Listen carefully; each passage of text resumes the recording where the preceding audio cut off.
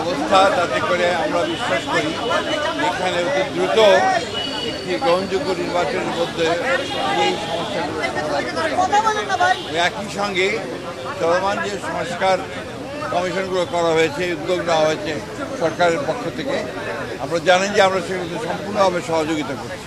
গত কয়েকদিন আগে আমাদের সেই সংস্কারের যে আমাদের মতামতগুলো আমরা দিয়েছি এবং আগামীকাল সম্ভবত আমাদের সঙ্গে বৈঠক আছে।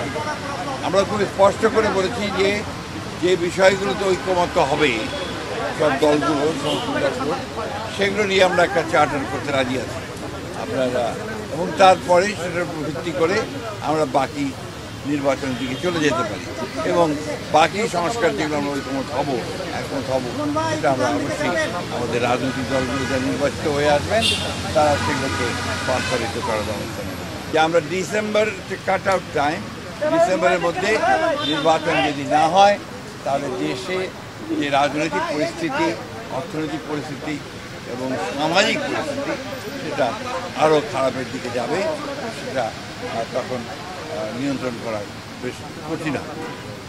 আপনাদের অবস্থান কি হবে স্যার? আপনারা যে বলছিলেন যে আপনারা ডিসেম্বরের মধ্যে নির্বাচন চান, মাননীয় প্রধান উপদেষ্টা আজকে আপনি যেটা বললেন যে আপনাদের বলেননি, আপনারা সত্যি আমরা আবার আপনাদের সামনে আসবো, আলোচনা করে দলের সঙ্গে, দলের অন্যান্য মিত্র দল আছেন তাদের সঙ্গে আলোচনা করে তখন আবার আপনাদের সামনে।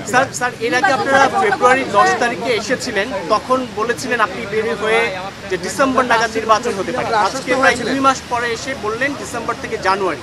সময় কি প্রলম্বিত হচ্ছে বলে মনে করছেন আপনারা? ডিসেম্বর থেকে জানুয়ারি না, জুন ডিসেম্বরও হতে পারে। এটা ডিসেম্বরের কথাই বলা হয়েছে। উনি এই কথা বলেননি যে ডিসেম্বরে হবে না, কিন্তু জুন পর্যন্ত নিয়েছেন। আমরা এই কথাটা পরিষ্কার করে বলেছি যে hour cut off time is আমি বলতে পারবো না, ওনারা প্রশ্নটা হচ্ছে স্যার আপনারা তো প্রশ্ন একটা একটা করে আসলে আমরা উত্তর দেওয়া সহজ হবে। ডিসেম্বরের মধ্যে যদি নির্বাচন, এর আগে আপনি বলেছিলেন যে প্রধান উপদেষ্টা বলেছে ডিসেম্বরে নির্বাচন হবে, আজকে কিন্তু তার সেই শিডিউল পাওয়া যায়নি। আপনারা কি করতে চান? আমরা কি বললাম, আমরা আমাদের দলের সঙ্গে অন্যান্য দলগুলোর সঙ্গে আলোচনা করে আমরা সিদ্ধান্ত